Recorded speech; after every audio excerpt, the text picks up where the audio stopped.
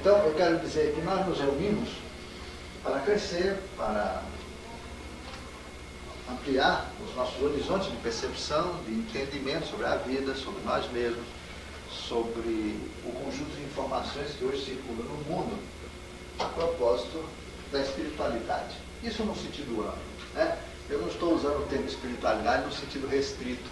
Eu não estou falando de religião, eu não estou falando nem de escolas filosóficas específicas, nada disso. Eu estou usando o termo espiritualidade para me referir a todo aquele universo e conjunto de buscas que todos nós temos nos nossos corações, que a gente alimenta, uns com mais, outros com menos intensidade, mas que constituem, vamos dizer assim, a reunião das grandes indagações que a gente carrega na vida, né? Todos nós, e isso varia de indivíduo para indivíduo, nós fazemos perguntas, né? Fazemos muitas perguntas e elas são importantes para a gente, as respostas são importantes e com o tempo também, inclusive, as perguntas são importantes. A gente sabe que as pessoas, como muitos filósofos falaram, inclusive Albert Einstein copiava muito essa história. Ele dizia que as pessoas se diferenciam muito mais pelas perguntas que são capazes de fazer do que pelas respostas que elas conseguem encontrar, né? Eu acho que isso é muito legal, porque na medida que você vai ampliando seus horizontes, você começa a fazer perguntas de natureza completamente diferentes, né? Elas vão se tornando perguntas, vamos dizer assim, tão cruciais e ao mesmo tempo de difícil resposta, que as pessoas comuns começam a ficar sem entender como que alguém pode fazer pergunta tão, enfim, sem nexo, ou tão genérica, ou tão aberta, ou tão, enfim. Mas, na verdade, fazer pergunta é uma coisa muito importante em nossas vidas. E nós estamos aqui justamente para fazermos perguntas juntos.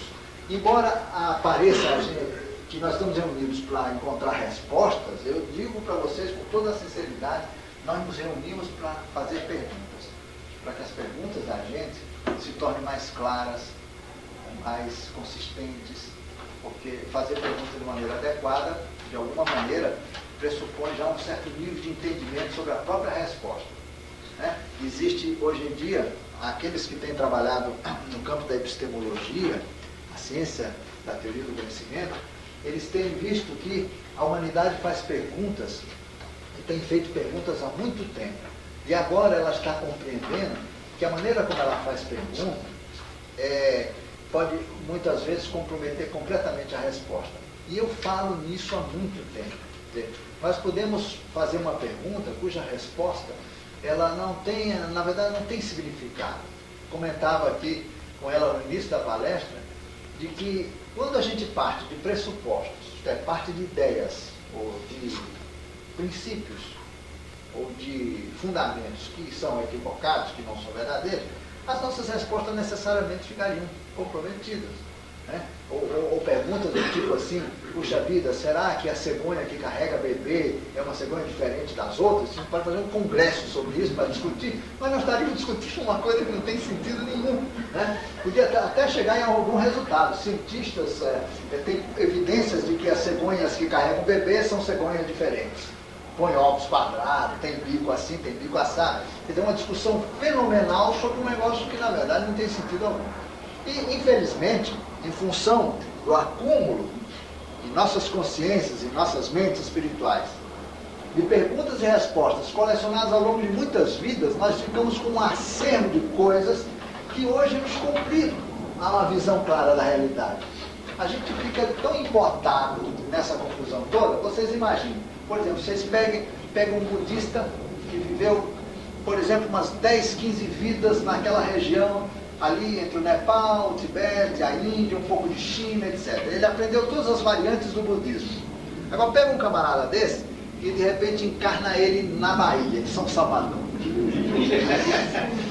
Um camarada desse, se ele não pirar, ele vai viver conflitos tão sérios, para ele compreender não só a cultura local, mas a tradição que culturalmente está presente ali. Ele vai ter que entender um catolicismo que não tem nada a ver com Roma, ele vai ter que entender uma série de tradições de origem africanas, mas bastante misturada com esse catolicismo que também não é romano, Isso levado no liquidificador ao forno brando, ninguém entende nada, a não ser um baiano mesmo, isto é, um sujeito que vive aquilo lá já há umas 10 ou 15 vidas, que é mais ou menos o tempo que a gente leva para parar de fazer pergunta cretina e cair legal num sistema cultural qualquer, mesmo que ele não resolva os problemas da gente. Agora, quando você começa a fazer perguntas mais lá adiante, e seu coração começa a demandar coisas mais sérias, mais profundas, e você tem um compromisso com você mesmo, aí as coisas se complicam, porque todas as nossas perguntas são comprometidas com tradições, né? Na cabeça da gente tem sempre um pouco de... Nós somos todos um pouco muçulmanos, um pouco budistas, um pouco islamitas, nós somos um pouco índio-americano, nós somos também, sei lá, vivemos aí todas essas tradições latino-americanas, as pré-colombianas, sei lá quantos daqui, maias, astecas, toltecas, olmecas, não tem por aqui, incas, né? Afora aí tantas as tradições egípcias antigas, alguns vieram de uma linha lemuriana, outros vieram de uma linha egípcia, outros não estavam aqui na Terra nessa época, vieram de um outro tempo, outros nem na Terra não estavam, vieram de outros sistemas, outros planetas, enfim, são almas que se encontram aqui e acabaram chegando aqui com um acervo de ideias e coisas e concepções. Nesse contexto de transição planetária, está nesse momento em que a humanidade está vivendo um grave conflito, que os holísticos têm dito que na verdade é muito mais um conflito de percepção do que um conflito real. Quer dizer, nós estamos diante de dilemas, na verdade. O que é e o que não é, para onde ir. E essas questões têm dominado a humanidade hoje. E é esse o grande tema de hoje, porque as tradições todas, pelo fato de que não dispunham de elementos mais profundos, ou trabalharam com uma massa de gente bastante, fortemente ignorante, no bom sentido, né?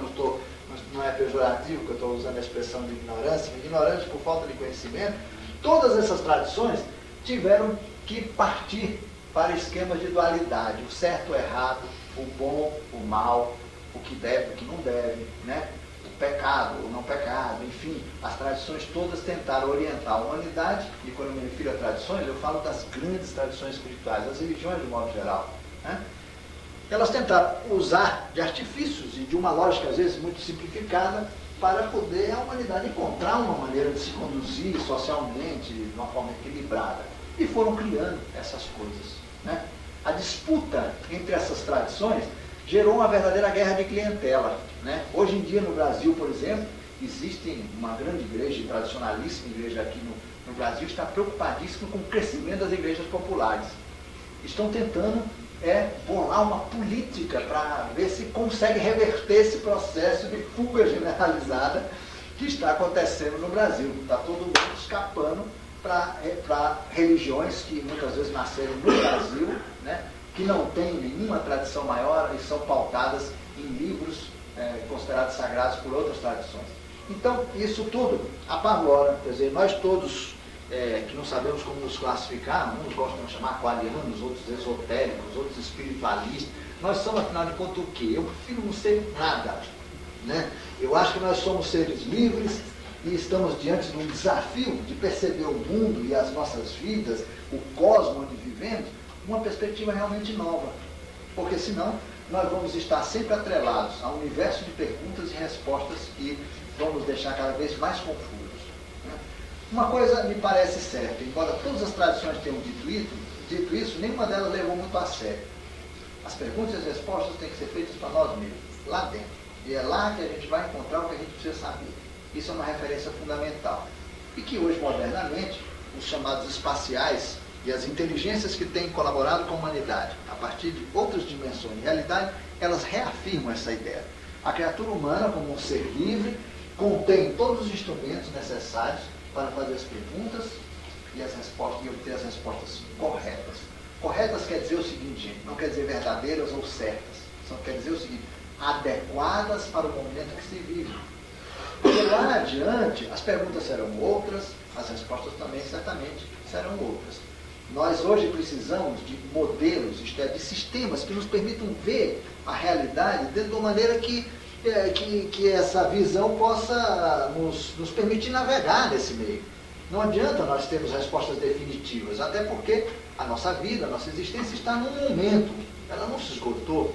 Nós estamos num instante de uma longa caminhada. Já andamos bastante, colecionamos um monte de coisas, algumas coisas boas, outras não, que serviram para aquelas épocas, mas infelizmente a gente traz também muita coisa que a gente já podia ter jogado no lixo e que hoje, na verdade, se presta muito mais a estabelecer confusões do que propriamente soluções.